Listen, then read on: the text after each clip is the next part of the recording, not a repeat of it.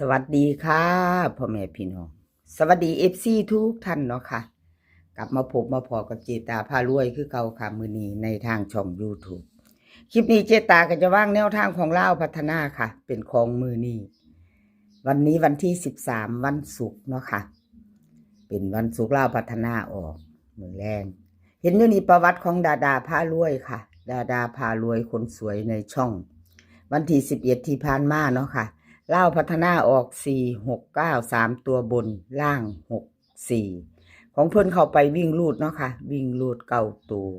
1เข้าตัวเดียววิ่งลูด2ตัวมา1ตัวเนาะค่ะดาดาพารวยก็ถือว่ายังบ่ทันหลุดเนาะของคนสวยของเพิ่น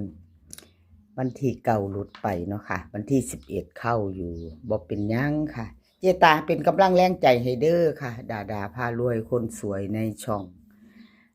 เพิ่นให้แนวทางมาบ้างให้เจตามาด้วยดีเสมอเนาะค่ะด้วยดีตลอดมาให้มาตลอดแนวทางของเพิ่นดาดาพารวยคนสวยในช่องกราบขอบบุญขอบคุณหลายๆเด้อค่ะกราบขอบบุญขอบคุณดาดาพารวยคนสวยในช่องหลายๆค่ะที่ให้แนวทางมาว่างทางช่องของเจตาพารวยเนาะค่ะเอามาต่อใหม่ไปใหม่ตามต่อค่ะมื้อนี้เป็นมื้อใหม่แล้วเป็นวันใหม่ไปใหม่เนาะค่ะเป็นวันศุกร์ที่13วันที่13วันศุกร์ดาดาพารวยคนสวยในช่องค่ะวิ่งลูดเพิ่นให้มา0 กับ 1ค่ะ0 กับ 1 2ตัวค่ะ2หางคือเก่า01 กับ 8เก่า01108998ค่ะ3ตัว1หาง189 018 018แล้วก็9 4ตัวค่ะ4ตัวหางเดียวเด้อค่ะ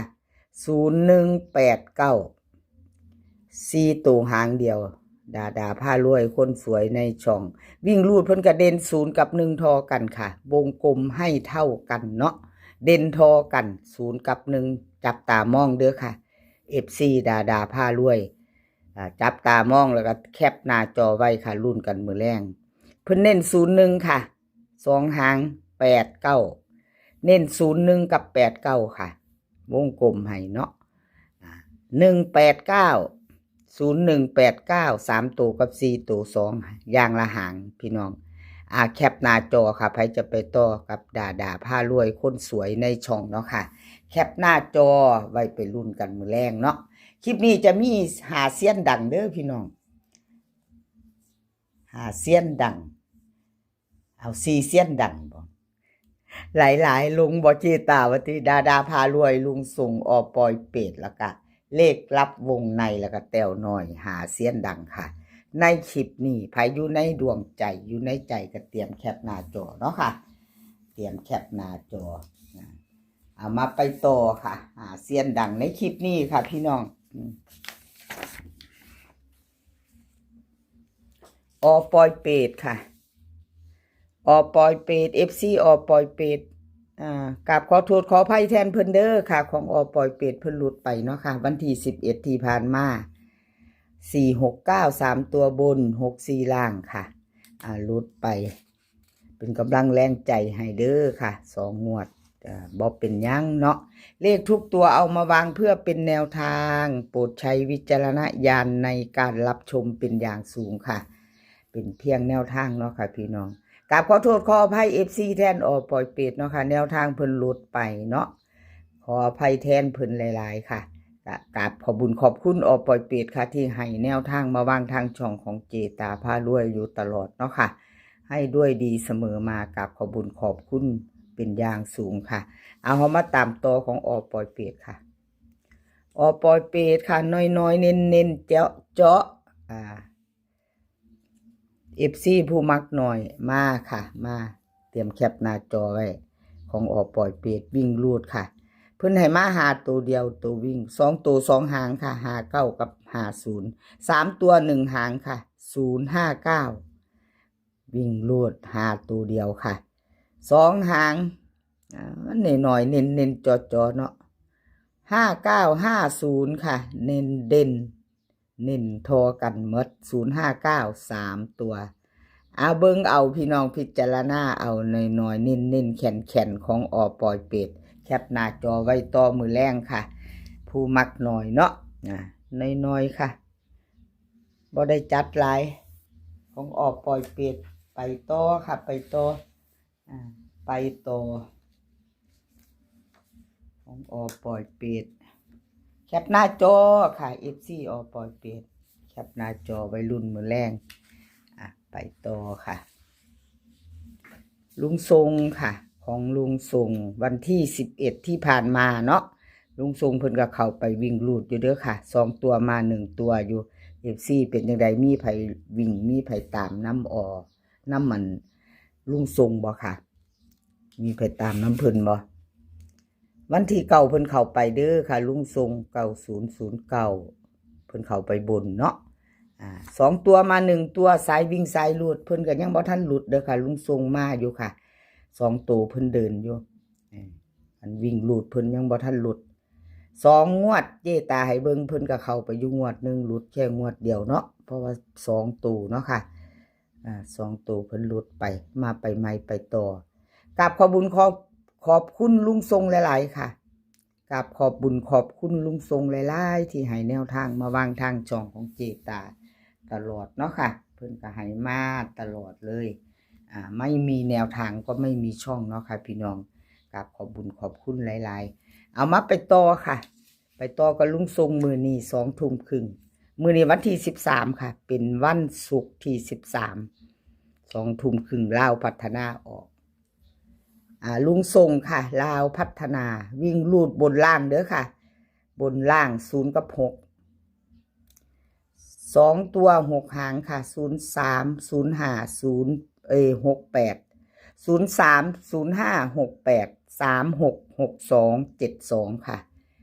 3ตัว4หางค่ะ136 603 062 105ค่ะ3ตัว4หางวิ่งลูดเพิ่นเด่นทอกันเด้อค่ะทั้ง0ทั้ง6วงกลมให้ทั้ง2ตัวของลุงทรงค่ะ FC ลุงทรงเตรียมแคปหน้าจอวัยรุ่นมือแรงเนาะค่ะ2ตัวเพิ่นเด่นให้4หางค่ะ03กับ05 36กับ62ค่ะวงกลมให้4หาง3ตัวทั้ง4หางค่ะเพิ่นเน้นให้วงกลมให้เท่ากัน136 603 062 105ค่ะเพิ่นวงกลมให้ถึง4ตัวแคปหน้าจอค่ะแคปหน้าจอไว้แล้วไปต่อเนาะค่ะไปต่อ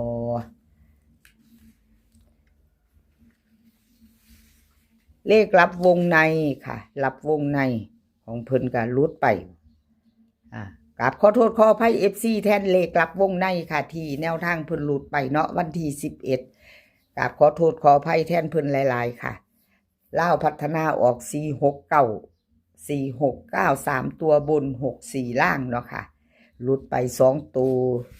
เบิ่น3ตัว2งวดติดค่ะเพิ่นหลุดไปเลขรับวงในขอโทษขออภัย FC แทนเพิ่นเนาะค่ะเอามาไปต่อค่ะไว้จักหน่อยเนาะคลิปนี้หลายเซียนค่ะชอบของผู้ใดกระถาจัดของผู้นั้นเด้อค่ะพี่น้องแคปหน้าจอไว้เลขรับวงในค่ะลาวพัฒนาวิ่งลูดเพิ่นให้มาหากับ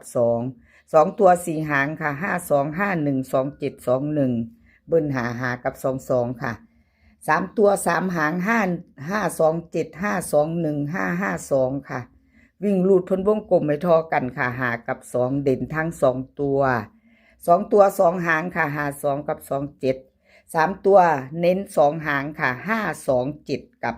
552ค่ะแคปหน้าจอใครจะไปต่อกับเลขรับวงในค่ะแคปหน้าจอค่ะพี่น้องกับขอบคุณเลขรับวงในที่ให้แนวทางมาวางทางช่องของเจตาเนาะค่ะกับขอบพระคุณเป็นอย่างสูงไปต่อค่ะแต้วน้อยค่ะเป็นจังใดเนาะ FC แต้วน้อยกับขอโทษขออภัยแทนแต้วน้อยเนาะค่ะแนวทางเพิ่นหลุดไปวันที่11ที่ผ่านมาเนาะค่ะ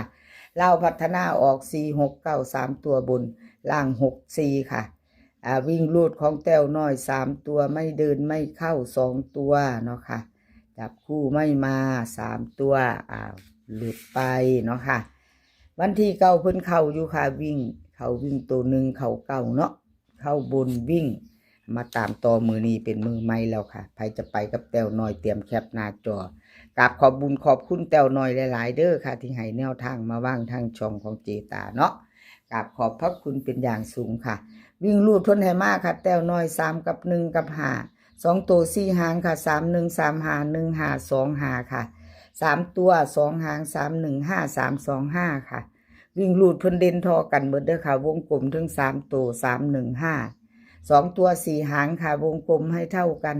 3 1 3 5 1 5 2 5 3ตัว2หางค่ะวงกลมให้3 1 5กับ3 2 5ค่ะ FC ไผจะไปต่อกับแต้วน้อยแคปหน้าจอค่ะเราไปต่อเนาะไปต่อมือแรง2 ทุ่มครึ่งแคปหน้าจอไว้คลิปนี้ขอให้พี่น้องโชคดีและให้สุขภาพแข็งแรงกันทุกคนให้มีความสุขให้มีความสุขกันทุกคนเนาะค่ะเดินทางไปไสก็ขอให้ปลอดภัยเดินทางไปขอให้มีโชคค่ะกลับมาขอให้มีชัยคลิปหน้าพอกันใหม่คลิปนี้ก็สวัสดีค่ะ